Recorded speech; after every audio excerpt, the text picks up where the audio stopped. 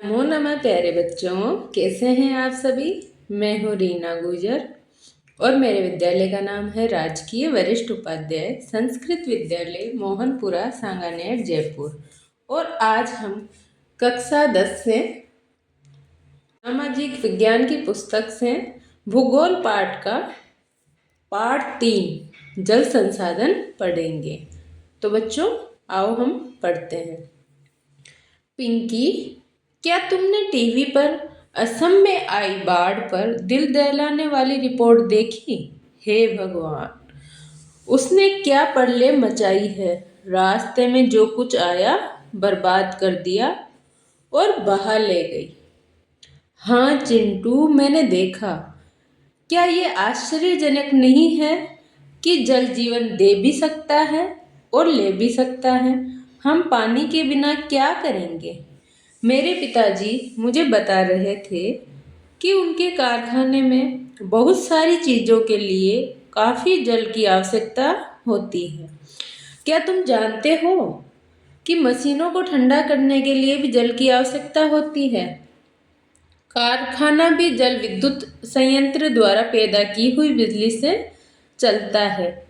अब मैं समझ सकती हूँ कि विभिन्न युगों में मानव नदियों और अन्य जल स्रोतों जैसे झरनों, झीलों, पोखरों और मरुद्यानों के आसपास क्यों बसता था। तो बेटा ये चित्र में एक लड़का और एक लड़की आपस में बात कर रहे हैं। अब अपना पाठ स्टार्ट होता है।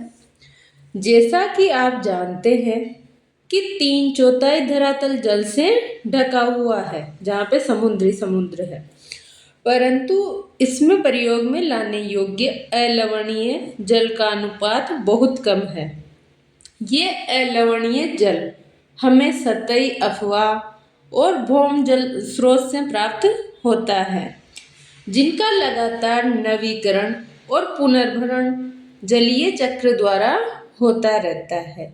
सारा जल जलीय चक्र में गतिशील रहता है, जिससे जल नवीकरण सुनिश्चित होता है। आपको आश्चर्य हो रहा होगा कि जब पृथ्वी का 3/4 भाग जल से घिरा है और जल एक नवीकरण योग्य संसाधन है, तब भी विश्व के अनेक देशों और क्षेत्रों में जल की कमी कैसे है। ऐसी भविष्यवाणी क्यों की जा रही है कि 2025 में 20 करोड़ लोग जल की नितांत कमी झेलेंगे। जल दुर्लभता और जल संरक्षण एवं प्रबंधन की आवश्यकता। जल के विशाल भंडार और इसके नवीकरण योग्य गुणों के होते हुए ये सोचना भी मुश्किल है कि हमें जल दुर्लभता का सामना करना पड़ सकता है। जैसे ही हम जल की कमी की बात करते हैं तो हमें तत्काल ही कम वर्षा वाले क्षेत्रों या सूखाग्रस्त इलाकों का ध्यान आता है। हमारे मानस पाटल पर तुरंत राजस्थान के मरुस्थल और जल से भरे मटके संतुलित करती हुई और जल भरने के लिए लंबा रास्ता तय करती हुई पनिहारनों के चित्र चित्रित हो जाते हैं। ये सच है कि वर्षा में वार्षिक और मौसमी परिवर्तन के कारण जल संसाधनों की उपलब्धता में समय और स्थान के अनुसार विभिन्नता है, परंतु अधिकतर जल की कमी इसके अतिशोषण, अत्यधिक प्रयोग और समाज के विभिन्न वर्गों में जल के असमान वितरण के कारण होती है। क्या ये संभव है कि किसी क्षेत्र में प्रचुर मात्रा में जल संसाधन होने के बावजूद भी वहां जल की दुर्लभता हो? हमारे कई शहर इसके उदाहरण हैं। अतः जल दुर्लभता, अत्यधिक और बढ़ती जनसंख्या और उसके परिणाम स्वरूप जल की बढ़ती मांग और उसके असमान वितरण का परिणाम हो सकता है। जल अधिक जनसंख्या के लिए घरेलू उपयोग में ही नहीं बल्कि अधिक अनाज उगाने के लिए भी चाहिए। अतः अनाज का उत्पादन बढ़ाने के लिए भी जल संसाधनों का अतिशोषण करके ही सिंचित क्षेत्र बढ़ाया जा सकता है और शुष्क ऋतु में भी खेती की जा सकती है। सिंचित कृषि में जल का सबसे ज़्यादा उपयोग होता है। शुष्क कृषि तकनीकों तथा सूखा प्रतिरोधी फसलों के विकास द्वारा अब कृषि क्षेत्र में क्रांति लाने की आवश्यकता है। तो बच्चों अब चित्र 3.1 देखिए, इसमें पानी की कमी और दुर्लभता का चित्र दिया हुआ है। पहला चित्र है जिसमें पानी भरा हुआ है, दूसरा चित्र है जिसमें बर्फ जमा हुआ है और एक औरत अपने सिर पे चरा लेके जा रही है। तीसरा जो चित्र है इसमें पानी के बर्तनों के साथ एक लंबी सी लाइन है। आपने टेलीविज़न विज्ञापनों में देखा होगा कि बहुत से किसानों के खेतों पर अपने निजी कुएं और नलकूप हैं जिनसे सिंचाई करके वे उत्पादन बढ़ा रहे हैं। परंतु आपने सोचा है कि इसका परिणाम क्या हो सकता है?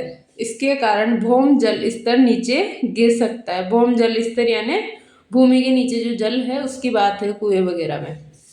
और लोगों के लिए जल की उपलब्धता में कमी हो सकती है और भोजन सुरक्षा खतरे में पड़ सकती है। स्वतंत्रता के बाद भारत में तेजी से औद्योगिकरण और शहरीकरण हुआ और विकास के अवसर प्राप्त हुए। आजकल हर जगह बहुराष्ट्रीय कंपनियां बड़े औद्योगिक घरानों के रूप में फैली हुई है। उद्योगों की बढ़ती हुई संख्या के कारण अलवणीय जल संसाधनों पर दबाव पड़ रहा है। बेटा लवणीय तो जिसमें लवण वगैरह हो और अलवणीय जो पानी पीने योग्य हो।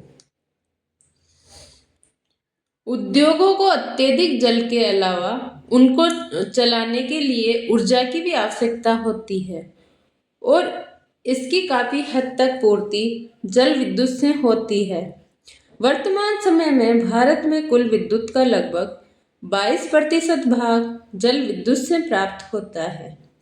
इसके अलावा शहरों की बढ़ती संख्या और जनसंख्या तथा शहरी जीवन शैली के कारण न केवल जल और ऊर्जा की आवश्यकता में बढ़ोतरी हुई है, अपितु इनसे संबंधित समस्याएं और भी गहरी हुई है।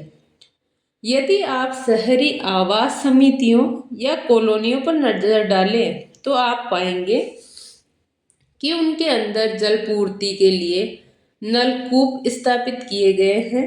इसमें कोई आश्चर्य नहीं है कि शहरों में जल संसाधनों का अति शोषण हो रहा है और इनकी कमी होती जा रही है। अब तक हमने जल दुर्लभता के मात्रात्मक पहलू की ही बात की है। आओ हम ऐसी स्थिति के बारे में विचार करें जहां लोगों की आवश्यकता के लिए काफ़ी जल संसाधन है, परंतु फिर भी इन क्षेत्रों में जल की दुर्लभता है। ये दुर्लभता जल की खराब गुणवत्ता के कारण हो सकती है। पिछले कुछ वर्षों से ये चिंता का विषय बनता जा रहा है कि लोगों की आवश्यकता के लिए प्रचुर मात्रा में जल उपलब्ध होने के बावजूद ये घरेलू और औद्योगिक अपशिष्टों, रसायनों, कीटनाशकों और कृषि में प्रयुक्त उर्वरकों द्वारा प्रदूषित है और मानव उपयोग के लिए खतरनाक है। भारत की नदियाँ, विशेषकर छोटी सरिताएं, जहरीली धाराओं में परिवर्तित हो गई है और बड़ी नदियाँ जैसे गंगा और यमुना कोई भी शुद्ध नहीं है। बढ़ती जनसंख्या, कृषि आधुनिकीकरण, नगरीकरण और औद्योगिकीकरण का भारत की नदियों पर अत्यधिक दुष्प्रभाव है और हर दिन गहराता जा रहा है। इससे संपूर्ण जीवन खतरे में है। इसका जो स्रोत है वह है the citizens fifth report CSE 1999। आपने अनुभव कर लिया होगा कि समय की मांग है कि हम अपने जल संसाधनों का संरक्षण और प्रबंधन करें, स्वयं को स्वास्थ्य संबंधी खतरों से बचाएं, खाद्यान्न सुरक्षा, अपनी आजीविका और उत्पादक क्रियाओं की निरंतरता को सुनिश्चित करें और हमारे प्राकृतिक पारितंत्रों को निम्नीकृत होने से बचाएं। जल संसाधनों के अतिशोषण और कुप्रबंधन से इन संसाधनों का होर्स हो सकता है और परिस्थिति की संकट की समस्या पैदा हो सकती है, जिसका हमारे जीवन पर गंभीर प्रभाव हो सकता है। बच्चों, बहुउद्देशीय नदी परियोजनाएं और समन्वित जल संसाधन प्रबंधन अपन अगली वीडियो में पढ़ेंगे। धन्यवाद।